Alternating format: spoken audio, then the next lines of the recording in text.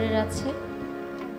আমাদের বাবাজি পাগল মনির সাহেবের ঘরের মানুষ ছিলেন, নিজেদের মানুষ ছিলেন, আত্মার মানুষ ছিলেন। এক সময় খুব সারা জাগানো এক জুটি ছিল, পাগল বাচ্চু আর মায়ারানী। সেই মায়ারানী, যদিও ওনার সাথে আমার কখনো মঞ্চ প্রোগ্রাম হয় নাই, দেখা হয়েছে, কিন্তু যেভাবে আজকে গান হচ্ছে সেভাবে হয়নি। তো আমার এক চাচা এই গানটা অর্ডার করেছে, বললেন এই গানটা আপনার গাইতেই হবে। যিনি সারা রাত্র উপস্থাপনা করলেন ওনার অর্ডারে এই গানটা করেছে, কিন্তু এখন একটা গানের জন্য উনি কষ্ট পাবে, এর জন্য গানটা গাইছি। আসলে মৃত্যু যদি কাছ থেকে না দেখা যায়, এই অনুভব কখনোই কারো ভিতরে উদয় হবে না। উনি দুনিয়া থেকে বিদায় নেওয়ার কিছুদিন আগেই গানটা লিখেছিলেন। মানুষ যত অন্যায় করুক না কেন, মানুষ কিন্তু নিজের সাথে নিজে কথা বলে। সে অনেক অন্যায়কারী, অনেক খারাপ কাজ জীবনে করেছে, কিন্তু মাঝে মধ্যে সেও তার সাথে সে কথা বলে, নিজের সাথে নিজের কথা বলা। যখন নিজের সাথে নিজে কথা বলে তখন তার ভিতরেও আরেকজন মানুষ থাকে। আমি যেমন খাদিজা, আমার ভিতরেও আরেকটা খাদিজা আছে। তার সাথে যদি কথা বলা শিখে যায় তাহলে এই সমাজটাই কেমন যেন ভিন্ন রকম লাগে। ঠিক আমার মনে হয় আর কি, আমার যতটুকু ধারণা, আমি বড় বড় সাধকদের গান খুব কম গাই, কারণ গাইতেই পারি না, গাইব কিভাবে? গানটা গাওয়ার আগে অবশ্যই সেই গানের মধ্যে আমার ডুবতে হবে, গানটাকে আমার বুঝতে হবে, এরপর ওই গানটা আমার গাইতে হবে। আমি যতটুকু বুঝেছি, একটা মানুষ যখন একদম কিছু সময়ের জন্য নিষ্পাপ থাকে, খুব আবেগী হয়ে যায়, তখনই সেই মানুষটা এইভাবে কথা বলতে পারে যে আমি যদি মরে যাই আমার জন্য কেউ কেঁদো না, আমার জন্য কেউ কান্না করো না, কারণ আমি একাই এসেছিলাম, আমার একাই যাইতে হবে। কুল্লি নাফসে জায়গাতুল মউত, সকল প্রাণীকেই মৃত্যুর স্বাদ গ্রহণ করতে হবে, সবাই চলে যাব। এই কথাটা যখন একান্তই নিজের মতো করে বুঝবো, তখনই এই গানটা হয়তোবা সৃষ্টি হয়েছে। আমার যতটুকু ধারণা, সেই জায়গা থেকে গানটি হয়েছে।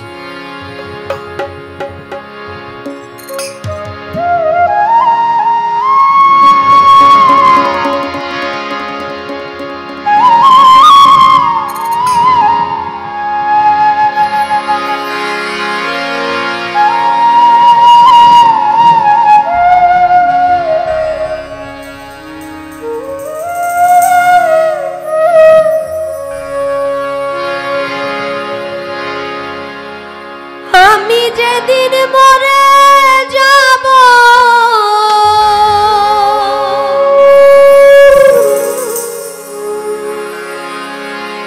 এই দেশে আর থাকব না,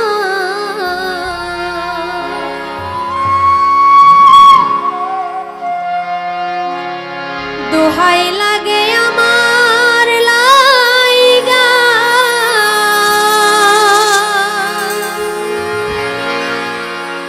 কেউ কান দিও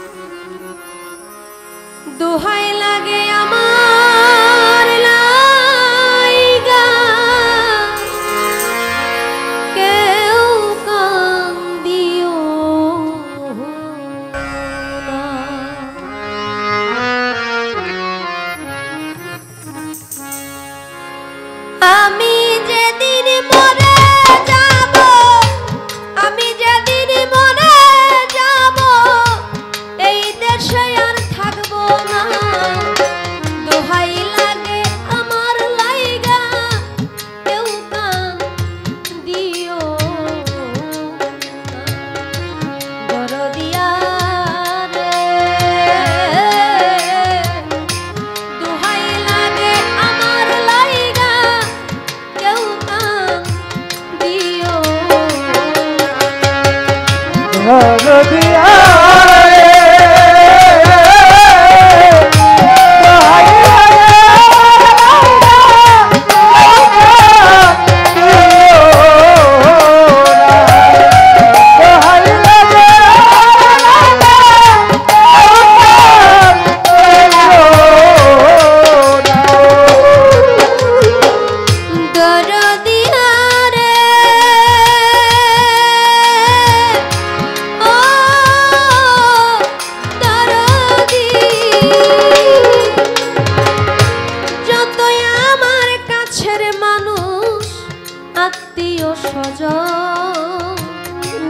আমার লাইগা কেহ তোমরা কইরো না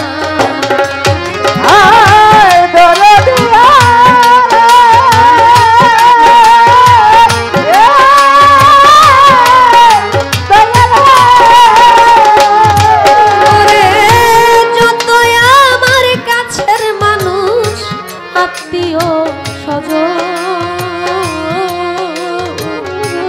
আমার লাইগা কেহ তোমরা কইরো না আমি একা আইছি ভাবে আমি দুঃখী আইছি একা একাই হইলাম রোয়ানা দোহাই লাগে আমার লাইগা কেউ কান দিও দরদিয়া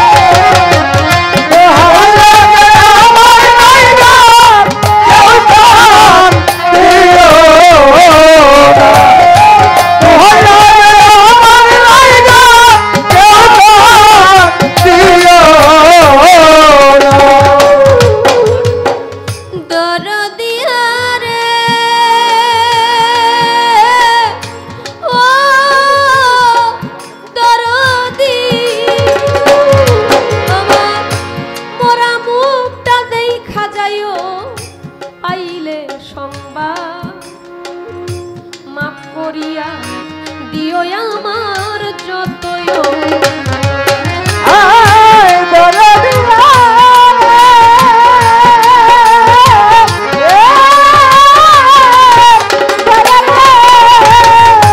তরিকার ভাই মোরা মুখটা দেখা যাইও পাইলে সংবাদ মাফ করিয়া দিও আমার যতই